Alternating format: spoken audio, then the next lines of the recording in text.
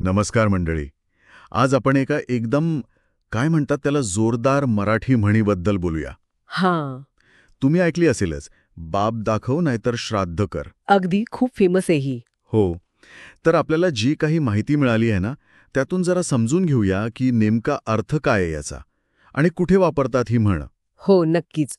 नुसता अर्थ नाही, तर त्यामागची गंमत पण बघूया थोडी. बरोबर. ही म्हण आहे ना एकदम स्पष्ट आहे. सरळ सरळ अर्थ काय, तर बाबा तुझ्याकडे जर काही सांगण्यासारखं असेल, काही दावा असेल, हां, तर त्याचा पुरावा दे. ठोस काहीतरी दाखव. नाहीतर उगाच बडबड करू नकोस. म्हणजे जे बोलतोयस ते सिद्ध कर नाहीतर गप्प बस. अगदी. एक्झॅक्टली. बरोबर. म्हणजे शब्दांपेक्षा कृती महत्वाची. पण मग ही म्हण फक्त कोणाला तरी असं गप्प करायलाच वापरतात का? हं, की त्यात काही पॉझिटिव्ह पण आहे? हां, जसं आपण लहान मुलांना नाही का सांगत कधी कधी की हां. अरे बोलू नकोस रे, करून दाखव. तसं काही. तुम्ही बरोबर मुद्दा पकडलात. हो. म्हणजे काय आहे ना, अनेकदा जे लोक उगाच हवेत गप्पा मारतात, हां, हां. मोठ्या बाता. मोठ्या बाता पण प्रत्यक्षात काहीच नसतं, त्याला उद्देशून तरी ह्या वापरतातच. बरोबर. पण तुम्ही म्हणालात तसं याकडे दुसऱ्या अँगलनी पण बघता येतं. ही म्हण खरं तर कृती किती महत्वाची आहे हे सांगते. अच्छा. जसं ते आपल्या माहितीत एक उदाहरण होतं ना ते विराट कोहलीचं, हो हो, तेच. की एखादा मित्र म्हणतो, "अरे यार, मी पण खेळतो एकदम विराटसारखा." हां. आणि मग दुसरा मित्र त्याला गमतीत म्हणतो, "अरे वा, खरंच? मग दाखव की. बाप दाखव नाही तर श्राद्ध कर." बरोबर.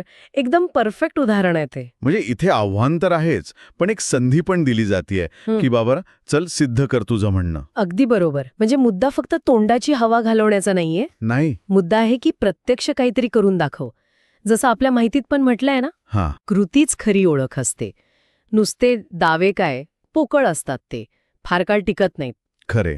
तुमचं जे काम आहे, तुमचं कर्तृत्व आहे, तेच तुमच्या शब्दांना वजन देतं.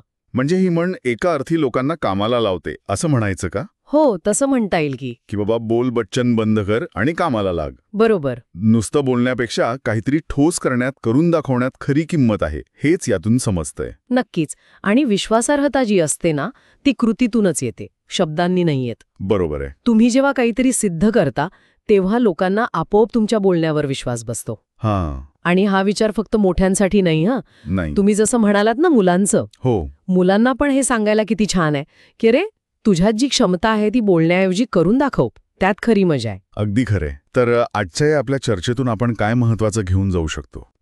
महत्वाचं हे दाखवते. अगदी. आणि जाता जाता एक विचार सगळ्यांसाठी. आपण आजकाल इतक्या माहितीच्या जगात वावरतोय नाही का? हो, खरंय.